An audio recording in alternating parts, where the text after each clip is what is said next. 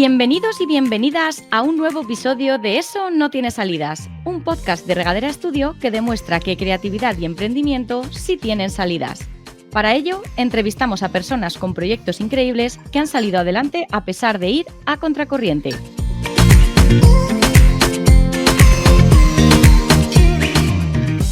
Bueno, mis queridos oyentes, seguimos con esta segunda temporada con una persona que llevo meses queriendo entrevistar porque es un pedazo de artista y que, claro, como sabéis, está como una regadera porque quién si no se dedica a pintar murales. Él es Taken, así que bienvenido, ¿qué tal? ¿Cómo estás? Hola Nuria, encantado de estar aquí por fin. Sí. Como una regadera. Es que estás como una regadera, esto es así. Todos los que entrevistamos aquí están muy mal de la cabeza porque en estos tiempos que corren, como diría mi abuela, dedicarse al final a un proyecto creativo pues es valiente, por lo menos. Es Como que no sé mínimo. hacer otra cosa. O sea, el tema es que no sé hacer otra cosa, creo. No hay valentía. Todo lo contrario, hay cobardía. Me dedico a esto Sí, porque lo demás ¿tú crees? No no sé, lo ahora sé, nos no vas a lo sé. contar, no sé yo. Si quieres empezamos por ahí, que me cuentes un poco de dónde vienes, cómo llegaste a dedicarte a lo que te dedicas, a hacer murales y sobre todo cuéntanos quién es Taken. Bueno, Taken al final es un nombre, un apodo, ¿no? Yo soy Gonzalo Martín, soy un chico que vive en Madrid desde que tiene 5 años, tengo 32 ahora. Nací en La Coruña un poco de rebote, que no quiere decir que no lo sienta, pero vengo de de familias de dos pueblecitos de Burgos, de familias dedicadas a la agricultura, a la ganadería pequeñita y a la vida rural, que es algo que me ha marcado mucho en toda mi vida. Luego estudié aquí en Madrid, empecé a estudiar y empecé haciendo graffiti en el instituto. Yo tenía un grupo de colegas con los que nos dedicábamos a pintar por las tardes y cada vez me fue como interesando un poco más.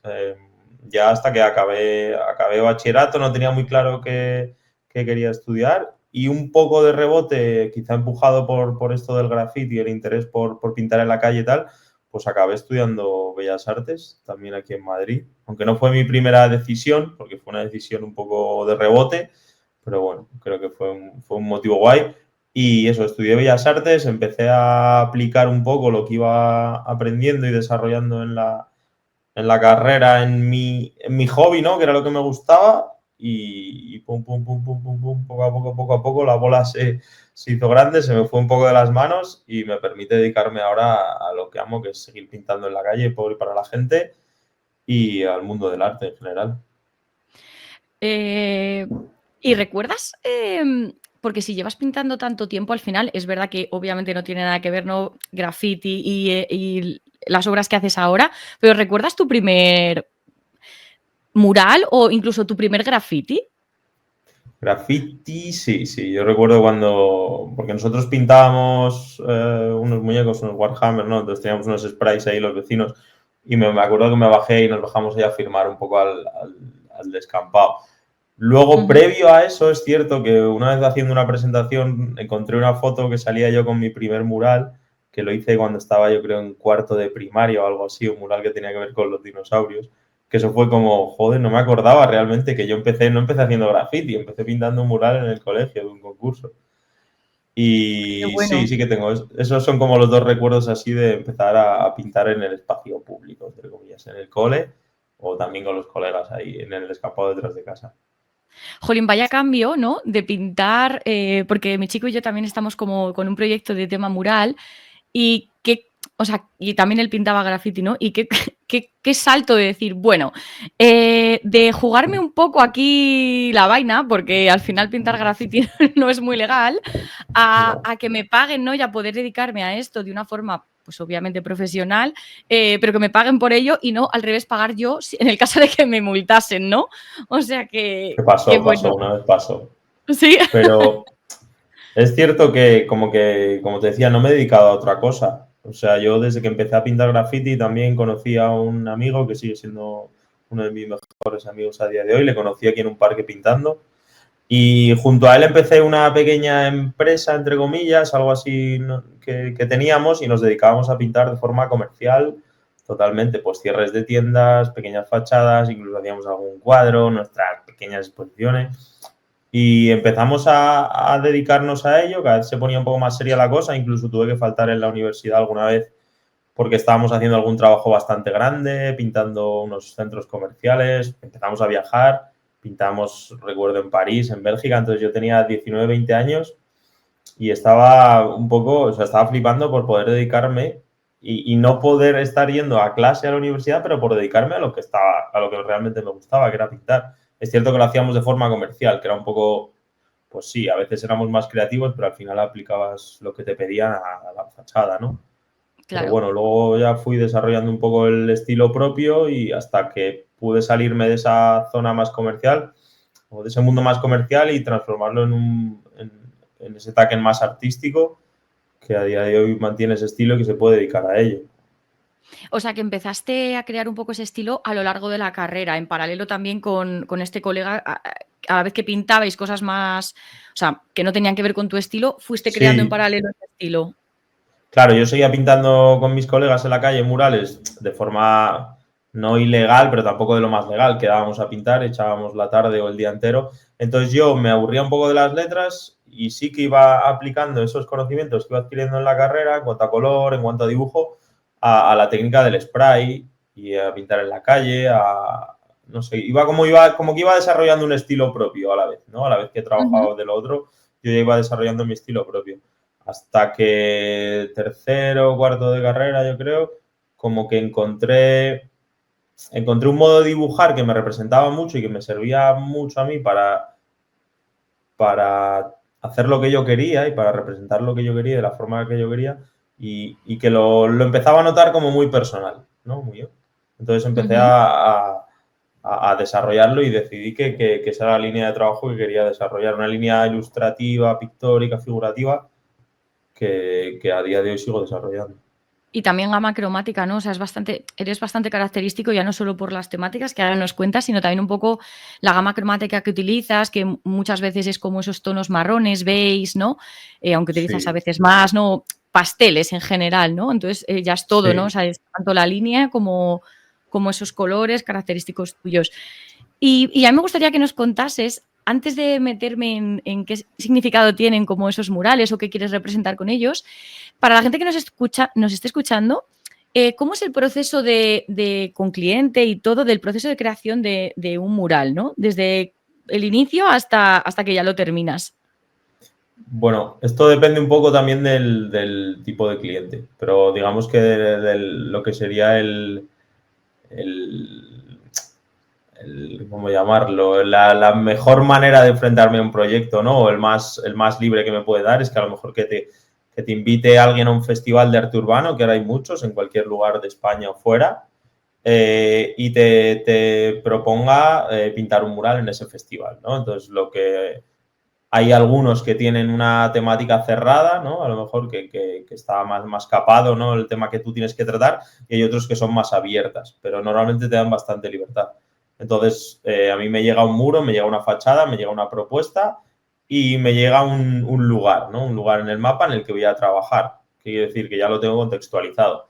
Entonces, o bien trabajo sobre esa temática y empiezo a buscar información sobre la temática que me proponen, bien busco yo información por mi cuenta de ese lugar, de que igual que trabajo mucho con temas de la naturaleza o temas relacionados con el ser humano, pues a lo mejor puedo empezar a investigar acerca de las aves, de los animales de esa zona, de las plantas autóctonas, o por otro lado puedo empezar a investigar sobre ciertas historias que han sucedido allí, por qué, eh, como temáticas sí, temáticas y conceptos que me ayuden a contextualizarlo y a darle sentido a lo que hago y dónde lo hago, ¿no? Que para mí es muy importante. Por eso también el tema de la gama de color.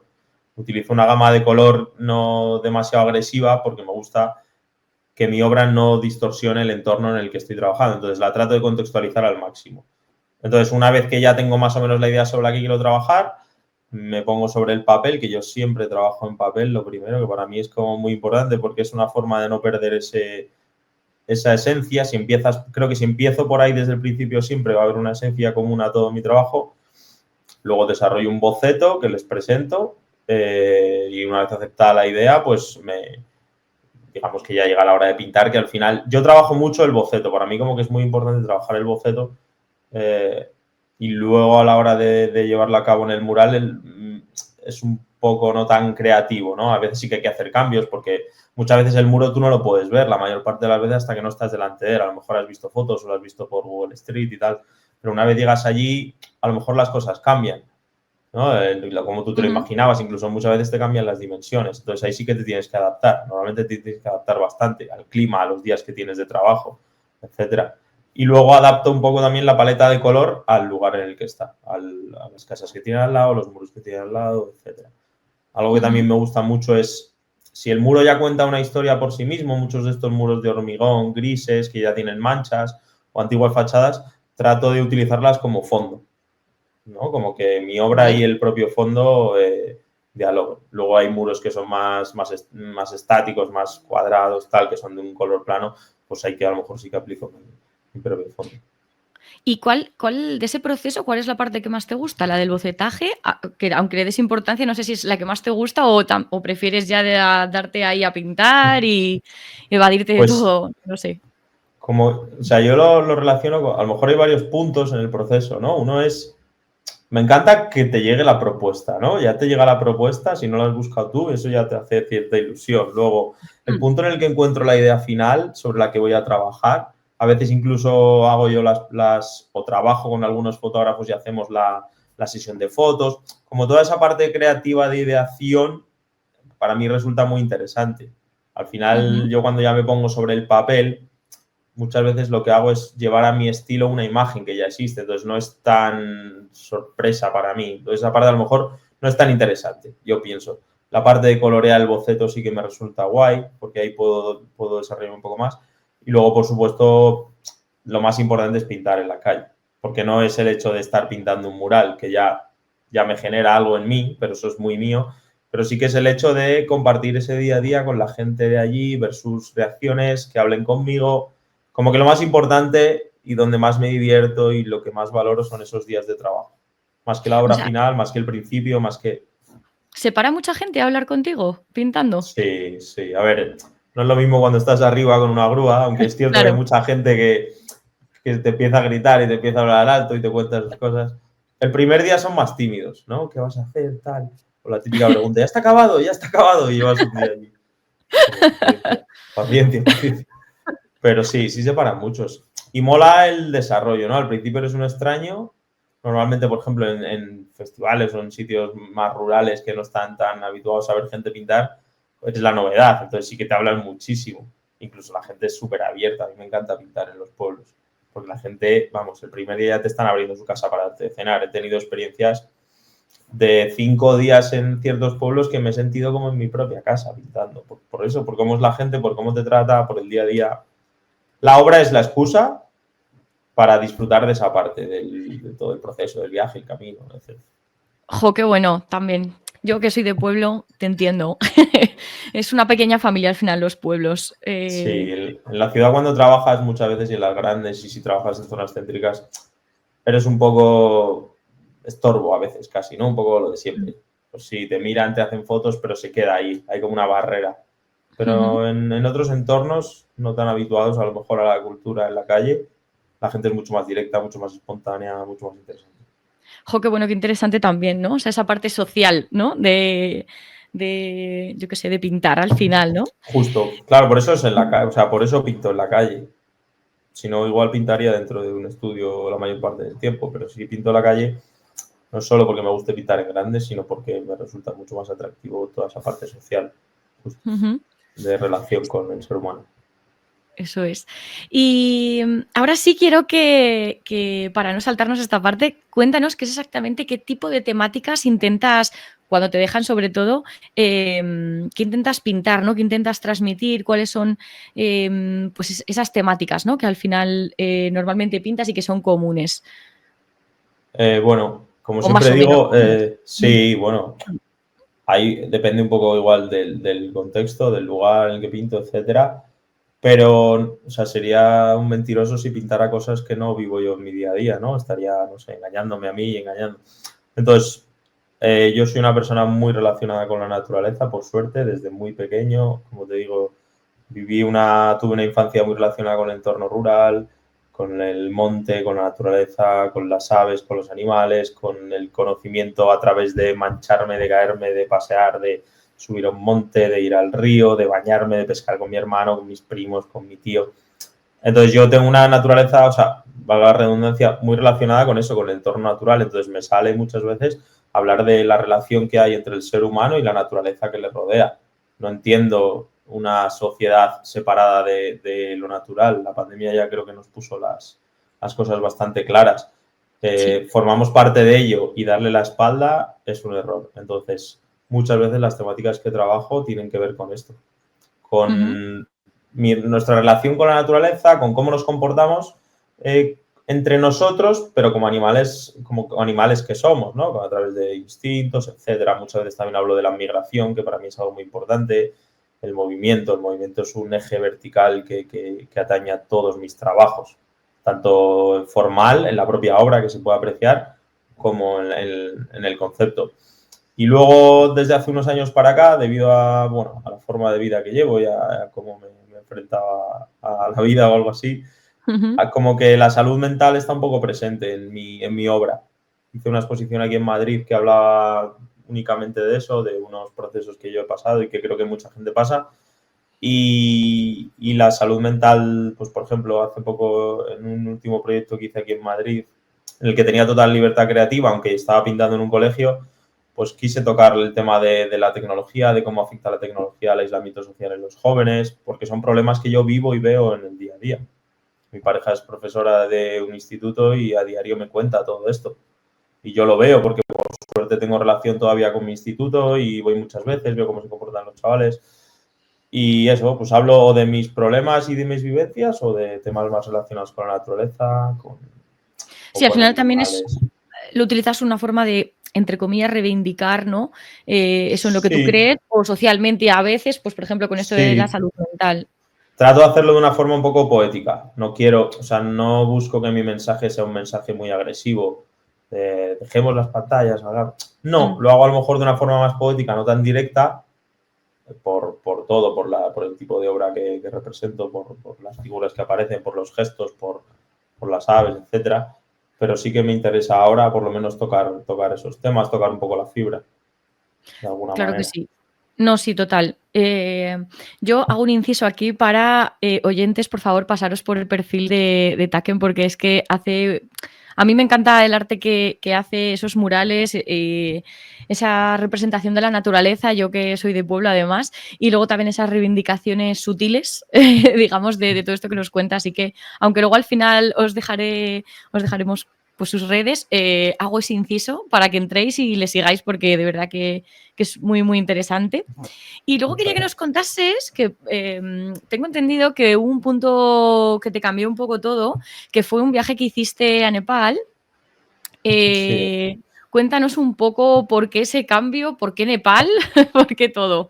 tema duro, tema duro. Eso es un vértice, un punto de inflexión. Bueno, el viaje surgió, porque surgió, yo no lo busqué, me lo propuso uno de mis mejores amigos, Alex, que a día de hoy está viviendo por allí en Nepal, o sea, con eso te digo Ah, todo. mira, eso es Y estupendo. nada, yo acabé la carrera, sí, allí está. Acabé la carrera y en 2015 y él me dijo, oye, ¿te apetece venirte a Nepal? Tal. Yo, claro, yo había oído mucho hablar de Nepal, pero tampoco, no te voy a negar que no lo ubicaba en el mapa del todo. Y me dijo, mira, conozco una persona que tiene un proyecto social allí educativo, una mujer de Nepal, mi prima va a ir este verano a trabajar en otra cosa, tal, ¿te apetece venirte un mes? Y intentamos hacer algo allí entre los dos, a ver de qué manera podemos ayudar.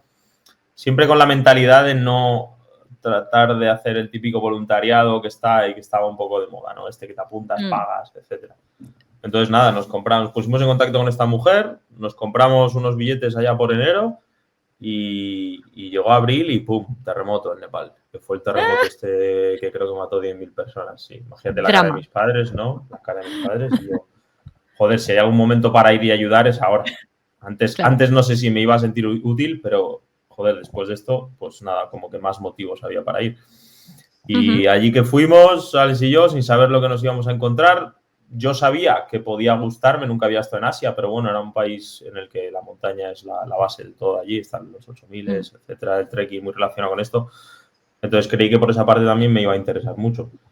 Y eso, estuvimos un mes allí conociendo todo lo que estaba pasando, ayudando en lo que podíamos. Conocimos este proyecto, que era un proyecto educativo, una pequeñita escuela enana de niños de 1 a 7 años allí de Nepal, que era todo bastante social, bastante interesante, y nos involucramos, ¿no? Estuvimos un mes conviviendo con la propia familia, lo que nos llevó a involucrarnos al 100%.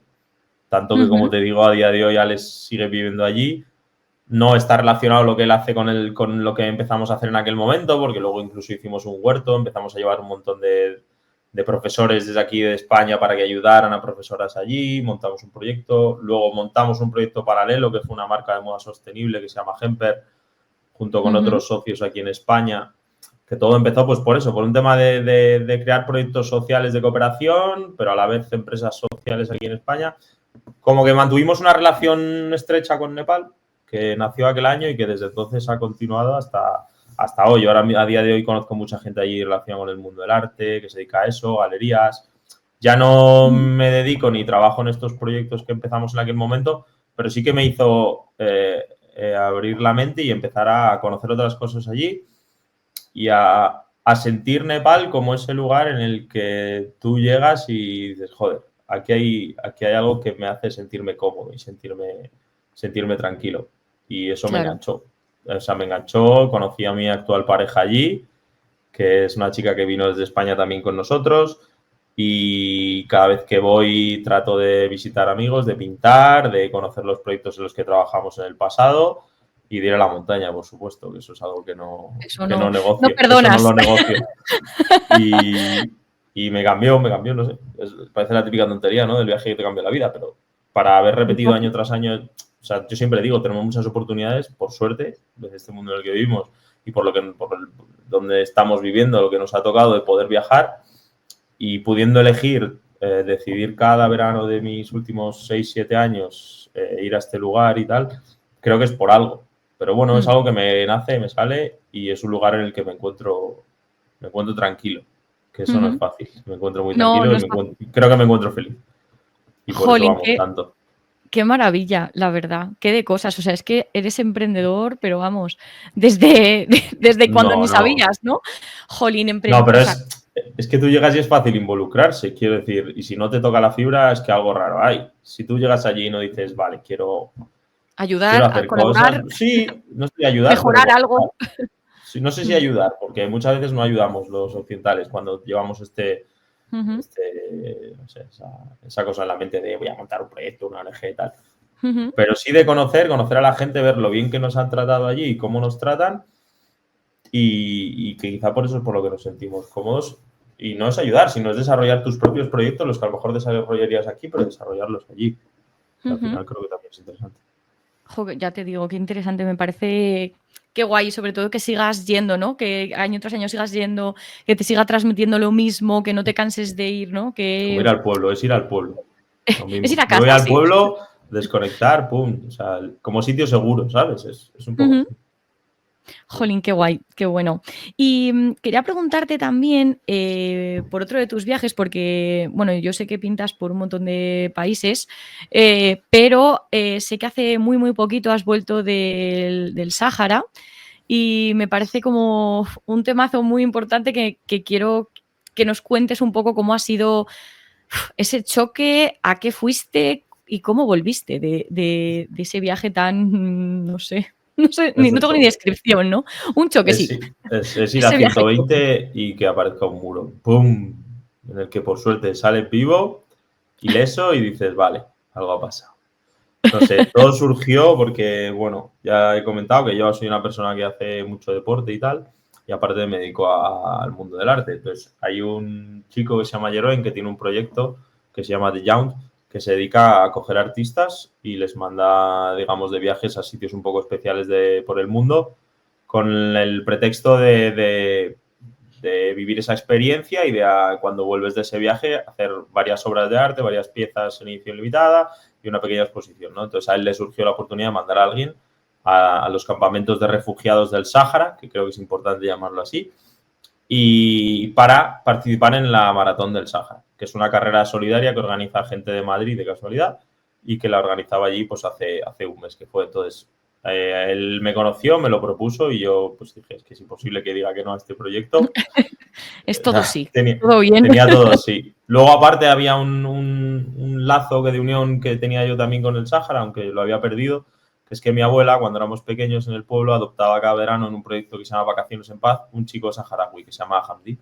Entonces, esto fue hace como 23, 24 años. Y fue como, vale, ya que voy, además, voy a tratar de volver a reunirme con él. Por suerte y gracias a la tecnología en este mundo en el que vivimos, pude hablar con él antes de ir ¡Ay! ¡Qué sí, bueno! y cuando estuve allí nos encontramos y fue increíble. Sí que es cierto que por el nivel de seguridad que hay con los extranjeros y tal, no pude ir a su casa, que me quería invitar y tal, pero bueno, como que fue muy, muy guay y cerró un poco ese círculo también, encontrarme con él allí. Y luego ya un Joder, poco qué en bien. cuanto al viaje, pues el resumen sería que correr una maratón en el desierto fue lo menos duro de mi viaje de una semana al Sáhara, ¿no? Siendo un poco exagerado, pero quizá la maratón me sirvió, por un lado, para sentir físicamente ese sufrimiento que ellos pueden llegar a sentir, sobre todo a lo mejor en meses de verano allí, porque al final es la primera vez, yo me enfrentaba a situaciones de pobreza y de pobreza extrema, pero es la primera vez que además de enfrentarme a una situación de pobreza extrema, me enfrento a una situación de pobreza extrema en el peor lugar del mundo para vivir, como ellos lo llaman, el desierto del desierto, e injusta, porque al final es gente que no vive ni en su casa, ni en su territorio, ni en un lugar en el que quieren vivir y están allí desde hace 50 años desplazados, ¿no? Entonces son gente súper hospitalaria, que nos lo da todo y que nos lo dio todo durante la semana que convivimos con ellos, porque cada persona que íbamos vivíamos con una familia de allí. Y pues sí que te hace replantearte mucho. Además, como son gente que hace 50 años forman parte de España, muchos de ellos hablan español, yo que tenía esta relación con este chico, pues como que de repente lo sientes un poco más cerca. Hay causas que te tocan más y causas que te tocan menos. Y esta pues Claro. tocó fuerte. Y después de esa semana allí, de toda la experiencia, cuando volví, fue un poco complicado. Pero bueno, mi intención y lo que quería yo era contar la historia, porque es cierto que no les voy a salvar, ni creo que lo pueda hacer nadie, la verdad. Es una situación muy complicada, pero por lo menos darles la poca voz que puedo tener a través de una pequeña exposición que haré en Madrid, en junio espero, como una especie de diario de artista que quiero crear y unas obras que hablen de este problema y de lo que allí sucede. Porque yo muchas veces me doy cuenta cuando lo cuento aquí que la gente, que has ido a Marruecos de viaje, qué guay, al desierto, qué guay. Es Sí, como, igual, lo mismo. joder, Lo mismito. realmente he visto unos campamentos de refugiados, que al final es lo que es gente que vive el 100% de ayuda humanitaria. Y es duro, es complicado. Pero bueno, vamos a ver si por lo menos puedo darle un poco de voz Claro, a través de mi herramienta de comunicación, que es el arte en este caso. claro Así que que sí. eso, un viaje diferente a Nepal, pero duro y bonito. La verdad que duro y bonito. ¿Y recomiendas que la gente vaya allí a este tipo de cosas? ¿Crees que es positivo o no? Sí, creo que hay que estar preparado, al menos saber cómo te... No es el típico primer viaje que una persona puede hacer solo. Por ejemplo, yo he ido solo, aunque se puede ir con gente. Lo recomiendo si sabes un poco y estás un poco preparado para a lo que te puedes enfrentar, ¿no? A Ujú, esas situaciones de injusticia. Cuando te enfrentas a una injusticia a la que tú poco puedes ayudar, es muy frustrante, muy, muy, muy frustrante. Y encima si notas que ahí encima te lo dan todo, que te tratan como si fueran de tu familia, es bonito y lo recomiendo mucho. Sí que lo ujú. recomiendo. Es una semana que te hace pensar un poco y pues lo típico, valorar aquí cuando vuelves, pero es cierto. Pero es que es Creo verdad. que es O sea, cierto, sí.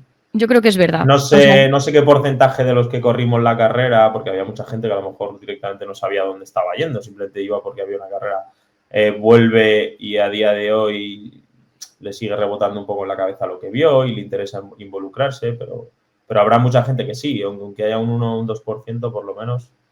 eso es. Pues, hay mucha gente que se ha quedado allí, muchos españoles que ya tienen proyectos de cooperación allí, que ¿Sí? no va a cambiar el mundo, pero probablemente su realidad sí que lo cambie. He conocido festivales de arte muy guays, hay un festival de cine súper interesante allí, y he conocido gente saharaui, chicos saharauis con proyectos de documental y de, no sé, a mí me ha servido mucho y me ha conectado con otra cultura, por un lado, que yo no conocía tanto, a lo mejor, con la cultura árabe, pero sobre todo con el pueblo del Sáhara y los refugiados saharauis. Sí, al final Yo yo lo creo recomiendo. que hay que salir de este micromundo en el que vivimos, ¿no? Aquí en Europa y en España y en Madrid en concreto, porque también te digo que ni siquiera, yo que soy de Riaza, ni siquiera la vida rural de los pueblos y menos en Castilla y Madrid se vive igual, ni siquiera, ¿no?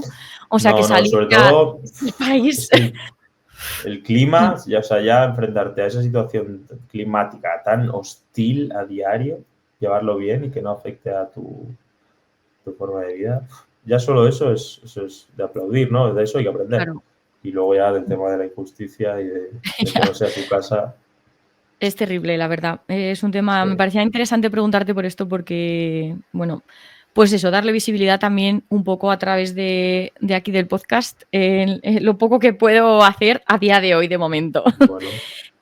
Y cerrando un poco esta parte, me gustaría saber si haces también, aparte de murales, más cosas, que fíjate que sospecho que sí, pero no sé si solamente te dedicas a pintar o también haces temas con marcas o algún otro, algo más. Sí, es cierto que lo que más me interesa y lo que más me gusta y donde más cómodo me siento es pintando en la calle, pero me gusta mucho colaborar con otro tipo de proyectos, con marcas. Pues hay un colega que tiene una marca de ciclismo con el que he hecho algún maillot, algún ropa.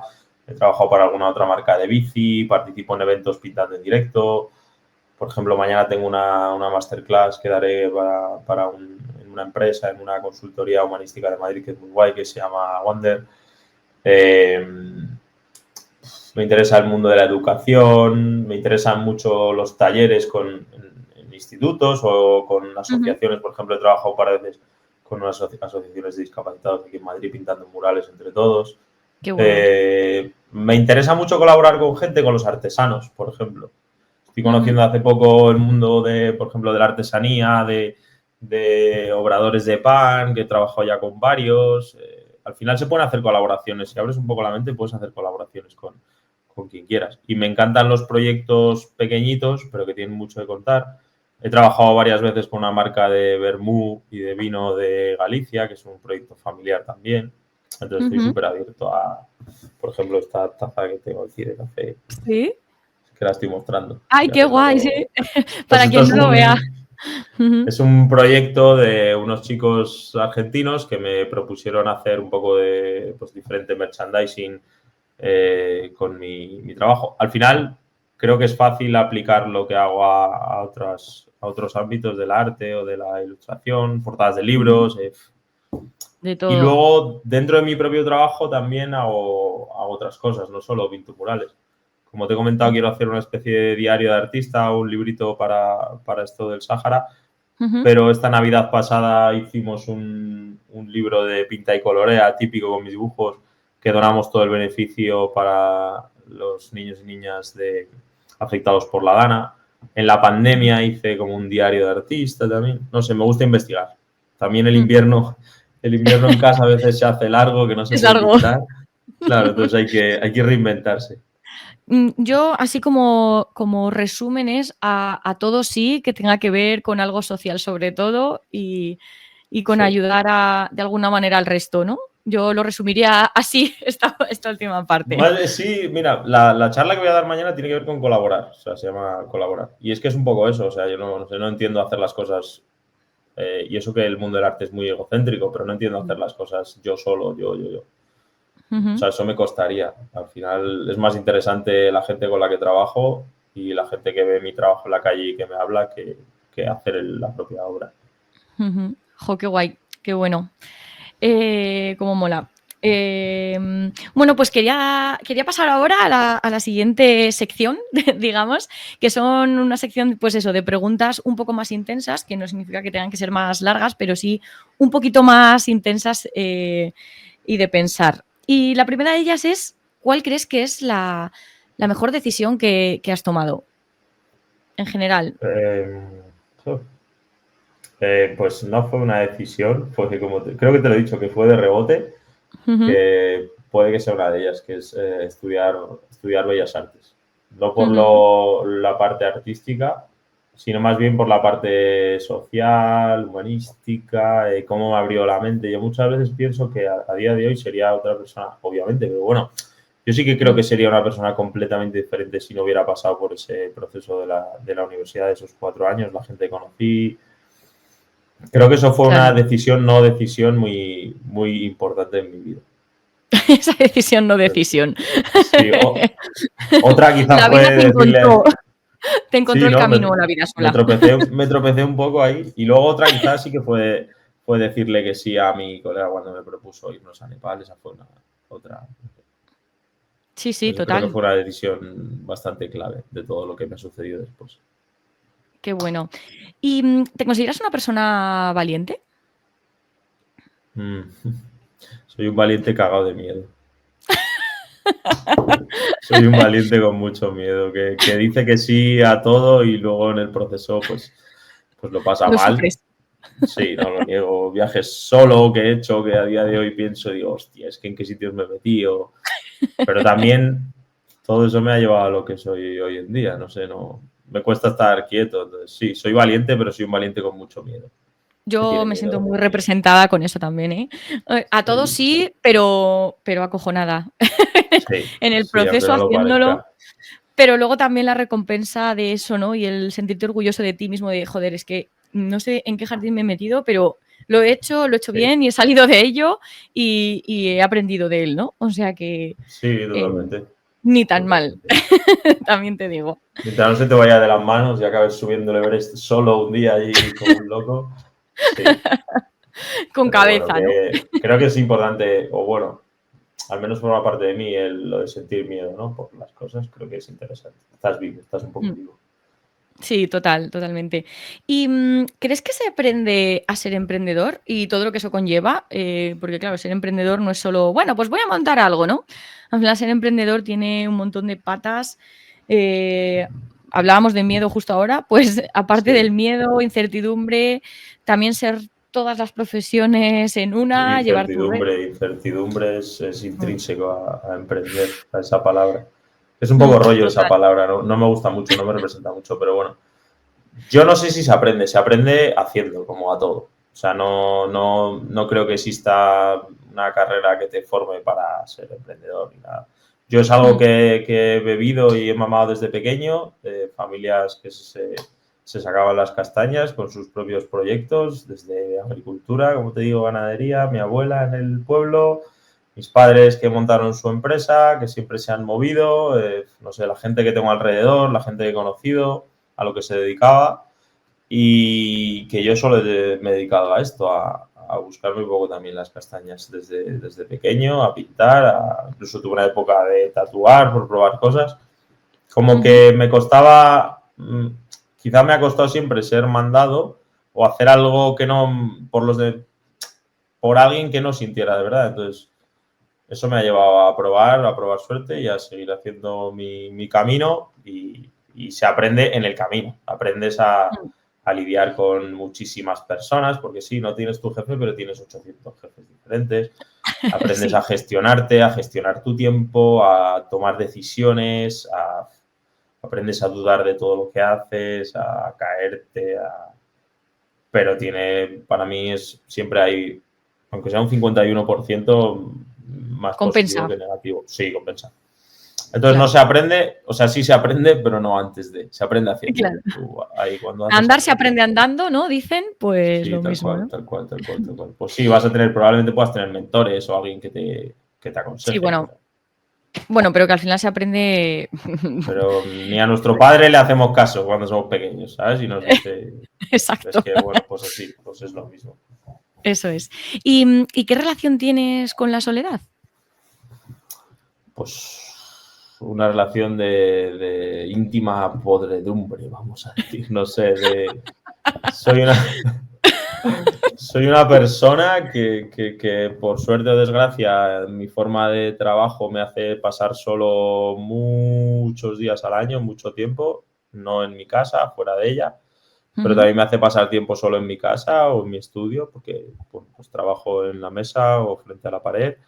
Me hace pasar tiempo en grúas yo solo y también al practicar el deporte práctico, que es correr y correr por la montaña y escalar y tal, también pasas mucho tiempo solo. Entonces, tengo una relación íntima muy guay porque creo que es una parte que necesito en mi vida, que si no, no seguiría con ello, pero también me ha traído verdaderos quebraderos de cabeza, ¿no? Al final, Ujú. volviendo atrás, ser emprendedor es algo que te genera mucha incertidumbre y muchas dudas y tener tantos espacios de soledad en tu día a día y en tu vida, pues te hace pensar mucho.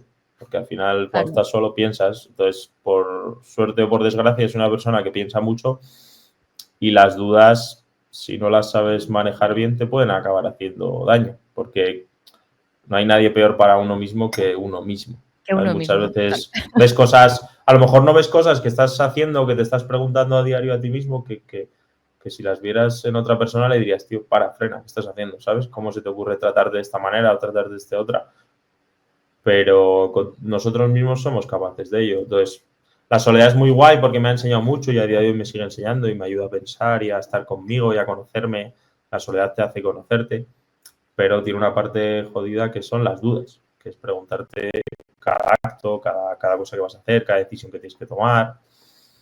Mm. No sé, si me Yo supongo preguntan si que recomendaría, bueno, sí, perdona, dime, Nuria. no, no, eso que sí, que es lo que dices, ¿no? Que al final es llegar a un punto de equilibrio, ¿no? O sea, yo creo que uno de los problemas socialmente que hay es que la amplia mayoría de las personas no saben estar solas y por tanto ahí vienen frustraciones, problemas para mí sociales, ¿no? De no sé estar Sí. solo y de, en vez de enfrentarme a mí, ¿no? Lo enfrento contra el mundo y creo que eso es un Sí, lo problema que pagamos hay. en otra gente y lo pagamos. Sí, Que es que no es lo eso es, mismo la soledad elegida que nos exacto, imponen desde fuera. Y no es lo mismo una soledad sana, ¿no? De diálogo sano contigo mismo, que una soledad en la que estás pegado a una pantalla de un móvil viendo qué hacen los demás, yo quisiera ser esto, yo quisiera ser esto otro, que justo, te justo, saca de tu contexto y te saca de tu realidad, ¿no? Entonces está muy bien la soledad si te miras a un espejo que te cuenta la verdad, pero está muy mal si todo lo que te preguntas te acaba rebotando de forma negativa y te acaba machacando. totalmente. Entonces, Sí, es sí, como, la veo necesaria y es muy guay la soledad, es necesaria, hay que conocerse, pero el ser humano es social. No, total. volviendo a lo del trabajo, necesito trabajar con gente, al final no puedo trabajar, no puedes hacerlo tú solo. Yo no pintaría murales para mí, que sería el mayor ególatra del mundo, no tiene ningún sentido. Ujú, Entonces, claro. la soledad está bien, pero administrada. A Que no te dosis pudra. pequeñas Sí, que no te pudra, que no te pudra. Nada, que no está te muy haga bien. entrar en bucles al final, ¿no? En Pero el pozo. si todos supiéramos convivir con nosotros, o sea, cuando tú convives bien contigo, convives bien con la gente. Alguno te puede A molestar eso y le voy. mandas a la mierda, pero convives bien con los demás. Pero a eso voy, cuando tú estás a gusto contigo mismo, igual las redes sociales no te afectan tanto, igual no intentas machacar al de abajo porque tú sientes, ¿no? Esa frustración o ese lo que sea contigo mismo, ¿no? Entonces, Justo, justo, justo. a mí me parece a mí me parece un tema como que no se habla mucho y sí que se habla de forma negativa en cuanto a, pues, por ejemplo, las personas mayores que por obligación tienen que convivir con la soledad no deseada. Entonces me parece un tema muy grave, pero nunca se habla como en positivo en la parte de conócete, igual Sí, igual la sociedad iría un poquito mejor si no tuviésemos tanto miedo a eso, ¿no? sí, sí. Entonces, bueno, por eso me gusta hacer esta pregunta, porque es como a ver qué punto de vista tienen pues a las personas a las que os entrevisto, ¿no? Vamos con la siguiente Es pregunta. interesante. No, sí, a mí me parece como un temazo. Para mí es como un temazo este. La siguiente pregunta es, ¿qué crees que es el éxito o qué es el éxito para ti? El éxito es vivir tranquilo. Es acostarte, creo, como Ujú, conforme, ¿no? Y conforme con lo que has hecho en ese día y lo que estás haciendo y en el proyecto en el que estés a medio, corto o largo plazo, pero estar tranquilo ujú. mentalmente. Eso es tener éxito, yo creo. No es un Que no es éxito, poco, no ¿eh? sé. Sí, ¿no? No, Es como, es éxito, sí. Y en estos tiempos de redes sociales, precisamente, estar como tranquilo, que estar. ser coherente y ser coherente con lo que piensas conforme a lo que haces. Eso Ujú, es tener éxito, creo. Y luego, pues, si hay algo que te gusta mucho y quieres ir más lejos, hacerlo por ti y porque realmente creas que merece la pena, etcétera. No ujú, buscar el éxito por el éxito. Entonces, para mí tener éxito claro. es que tus valores y lo que piensas y la misión por la que trabajas sea coherente a ti mismo y que te acuestes por la noche y estés tranquilo. Eso Qué es tener bueno. éxito. Sí, yo también lo creo, comparto esa idea. Y, ¿tienes síndrome del impostor? Del impostor. Esa es como una frase que vengo oyendo últimamente, la he escuchado varias veces. Eh, no sé. Creo que no. Creo que Ujú, no por la respuesta que veo en la gente, ¿no? Por a diario. Muchas veces, a lo mejor, volviendo a la soledad, cuando estás trabajando dentro del estudio y tal, pues sí que te lo preguntas, ¿no? Pero de repente sales a la calle, llevas tu trabajo y tu obra a la calle y recibes un feedback que te hace ver que a lo mejor no eres tan impostor como te crees. Entonces ujú, creo que no lo tengo. Si lo tengo es bajo, pero gracias a las respuestas que veo directas y espontáneas de la gente. Cuando te habla ujú, por la calle que te ve pintando o no sé. Creo que trato de ujú. ser coherente con lo que hago a como lo siento. No Okey, sé, antes, vale. antes igual sí que me importaba más a lo mejor los seguidores, todo esto de las redes, el Instagram, y muchas veces he pecado, a lo mejor vas más a por el reconocimiento social en redes que un reconocimiento real en la propia calle, que es donde se ven las cosas de verdad. Pues en el pasado probablemente sí que lo tenía, pero a día de hoy creo que no, o al menos lo estoy limpiando. Espero. Bueno, estás mejorando, puliendo. Sí, es Okey. complicado. Es Es un que es tema otro temazo, complicado, ¿eh? Es que es otro porque temazo. mira, un momento que sí que lo noté, que lo sentí, fue justo cuando acabó la pandemia, que yo salí por primera vez, creo que fue en abril o en mayo, a pintar un mural. Entonces yo estaba allí en mi grúa haciendo mis colorcitos, mezclando el amarillo con el azul para hacer un poco más de verde y yo pensaba, joder, el mundo se está yendo a la mierda y yo Ya, aquí pintando un murito, ¿no? Por el que me están pagando, es como, el mundo ahora, pero no sé si necesita esto, pero no creo que sea lo que necesite ya. realmente. ¿Sabes? La gente, entonces ahí sí, pues ahí tuve esa sensación de, "Fua, soy un impostor, encima me pagan aquí", ¿sabes? Ahí sí que lo sentí, Ya. luego entiendo que no, pero ahí como que dije, joder, como que cuando ocurren cosas Mm, enormes o entiendo. súper potentes en el mundo y tú estás dibujando en tu pequeño cuadernito, haciendo ese, no sé, Ya, igual veo un científico ahí en el ya. laboratorio encontrando la vacuna del cáncer y digo, tío, ese tío, o sea, esa persona no es impostora. No, es seguro, Yo, eso seguro. ¿sabes? Estoy de Yo acuerdo. probablemente, si me comparas con esa persona, soy un impostor que no veas. Vale, okey, okey.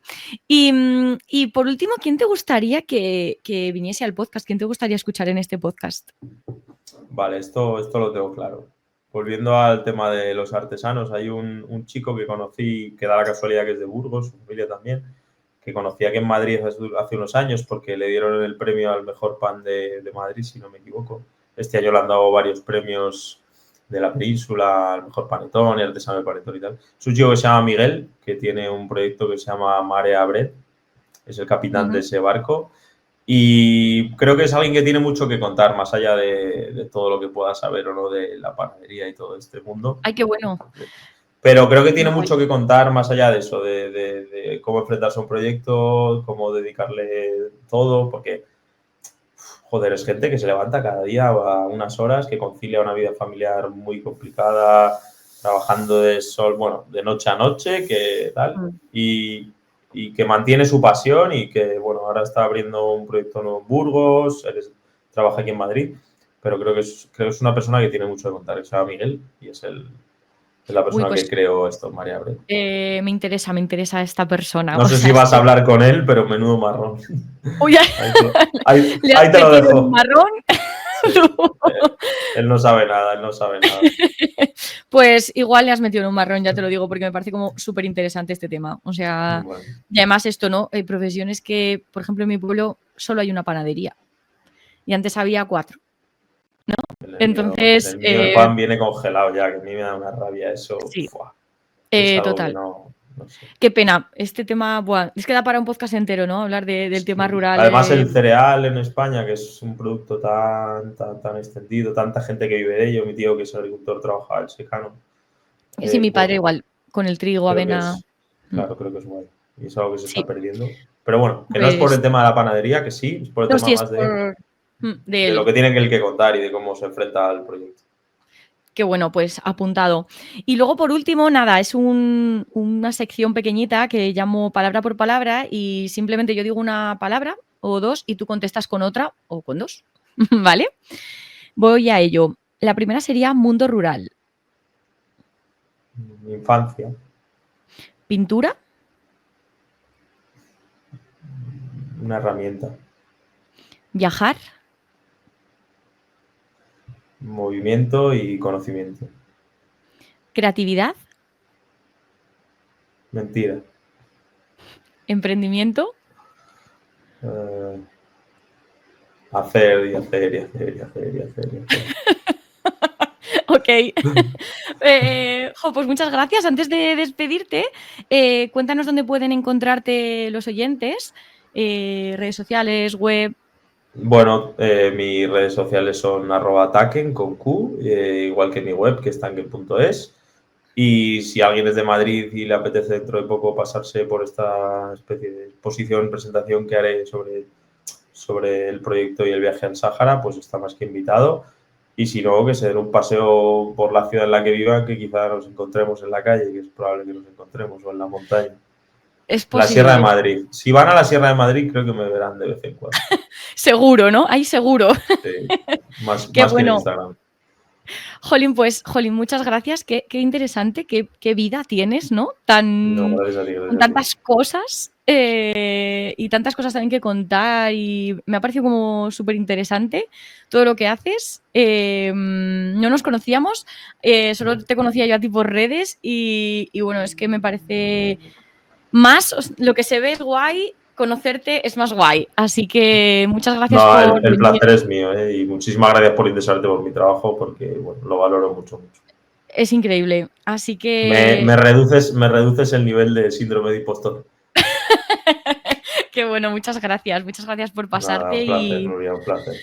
y nada, chicos, espero que os haya gustado tanto como a mí. La verdad que es una persona increíble y súper interesante tanto su trabajo como él, así que pasaros por sus redes al menos a conocer su trabajo y ojalá podáis pasaros también por esa exposición que va a hacer sobre el Sáhara, que me parece muy importante ese pequeño altavoz, ¿no?